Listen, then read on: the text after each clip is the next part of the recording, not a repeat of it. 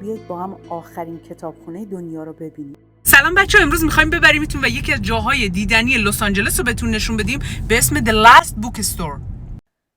The Last Bookstore یا آخرین کتاب فروشی یکی از جاذبه‌های توریستی لس آنجلسه که خیلی از کسایی که اینجا میان حتما دوست دارن بیان اینجا، حداقل یه چند تا عکس اینجا بگیرن، چون این کتابخونه جادوییه بچه‌ها. این کتابخونه یه جای جادوییه که حتما باید ببینید.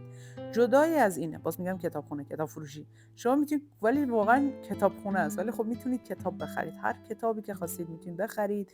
خیلی از افراد میان میگن بعضی از کتابا تمای قدیمی دارن، به خاطر جلد خوشگلشون میان میخرن.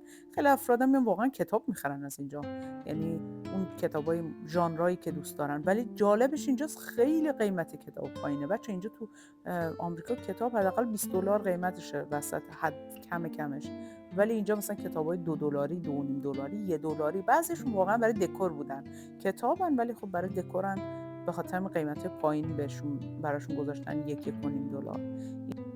اینجا هم همونطور که میبینید بچه کل دکورای جالب مثل این تونل کتاب رو اینجا میبینید و خیلی چیزای دیگه الان بهتون نشون میدم.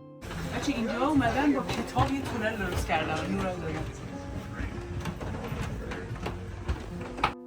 این کتابخونه که خیلی شبیه اتاق فراره بچه‌ها، خیلی از جاهاشو در واقع شما میایین و کشف میکنین. اینجا مثل یه گاف صندوقه یا سلوله، نمیدونم چی بهش بگم. و این عروسک وحشتناک هم ببینید.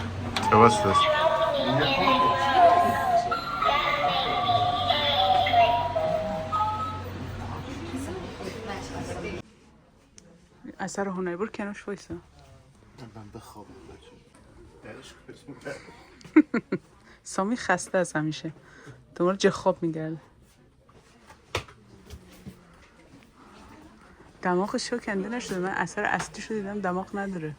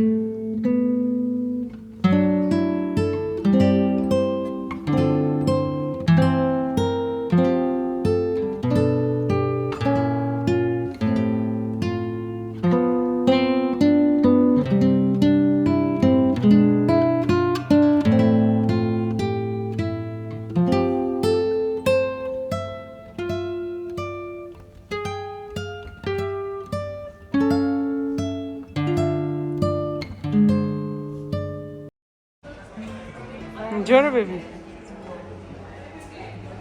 بچه. یه نمای بالا از کتابخونه بهتون بدم. این طبقه پایین کتابخونه است.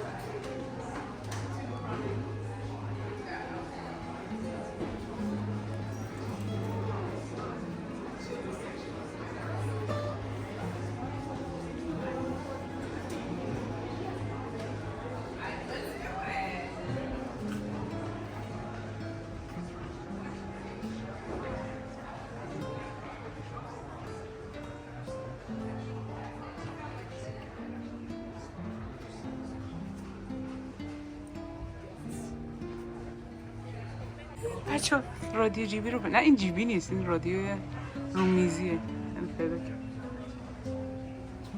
قارچا رو ببین.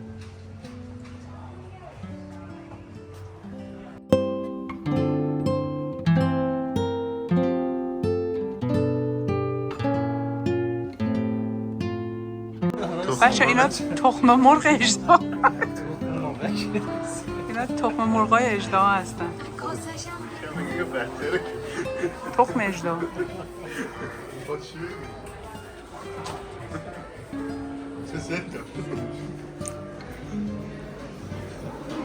وای من اینقدر این چوبا رو دوست دارم. ای خدا. چه حس خوبی میده. یه قسمت‌هایی از کتابخونه مثل اینجا کلا انگار تو داستانای هری پاتر هستی. کتابا روی سر پرواز میکنه، همه جا توهمیه. اینجا همینطور که میبینید ماشین تایپ رو میبینید که ازش داستانا دارن میان بیرون. و بعدش هم یه قسمتی داره اینجایی که دارید میبینید بچه‌ها، میتونید برید اثرهای هنری رو ببینید و همش هم باز من هی میگم کتابخونه همش برای فروشه. همه چی رو میتونید اینجا بخرید، مثل همین آدم فضایی و فضانورد که دارن با هم کوزه‌گری میکنن. یعنی طرف 100% باید تو فضا باشه که اینجور تصوری رو کرده به ساختش. ولی خب جالب بود. ولی فکر کنم مثلا این اصلا هنری $350. البته من خودم هنرمندم، باید احترام بذارم و قیمتا برام خوب باشه. ولی خب دیگه اینم میبینید مردم میان اینجا عکس میگیرن که ما هم اینجا عکس گرفتیم با این چمدونا که خیلی هم قشنگ بود. و اونم منم که منتظرم اینا بلند شن. نه منتظر نیستم بلند شن، میخوام بهشون بگم آقا میخوای ازت عکس بگیرم 2 نفریتون، چون این یکی داشت از اون یکی میگرفت دلم سوخت. کلا من اینجا آدمی هستم. اینجا آثار هنری دیگر رو میبینید که واقعا زیبا هستن. کلا هنر زیباست. مثل چی صحبت کردم؟ جواد خیابانی، هنر است و هنر زیباست. اینم نمای بالای کتابخونه رو میبینید. وای بچه این خیلی خنده داره. ببینید اینجا یه سری مداده که روش فوش نوشته، برای دوستات میتونی بخری، که من 2 تا خریدم. روش نوشته I can smell your bullshit. یعنی اراجیفی که داری میگی از اینجا من میفهمم، حسش بوش داره میاد، یعنی داری چرت میگی. اینجا باز از پایین 2 تا خریدم برای کلوین و هومر که بهشون هدیه بدم. اینجا که میبینی اگه هومر رو نمیشناسی بچه‌ها، همونه که پادکست انگلیسی با هم داریم. اینجا طبقه پایینه، نمای پایینه. کلی مردم اومده بودن کتاب میخریدن. ما انقدر کتاب زیاد بود گیج شدیم و اصلا نمی‌دونیم چی بخریم. و اصلا قفسه‌ای داشت که کتابش دونه $1 بود. واقعا مفت، زیر قیمت باز. ولی خب برای دکور بود دیگه. خیلیشون اصلا معلوم نبود محتواش چیه. مثلا یه دونش مال موسیقی بود، اگر تو موسیقی دان نباشی اصلا نمیتونستی بخونیش. اینجام که با این کتابا اومدن از این کارا کردن دیگه. اینم یه سری آثار هنری خفن دیگه. حتما اگر لس آنجلس رفتید اینجا رو برید ببینید. آدرسش هم الان براتون می‌نویسم. لطفاً سابسکرایب یادتون نره. برای حمایت از من لایک کنید و کامنت انگلیسی بذارید که از کانالم حمایت کنید. اینم آدرسش. I know you told your friend you're not okay, and tell me what's wrong and why you never said you felt that way. And guess you're trying to stay strong and fake a smile until I look away, but I've known you too long.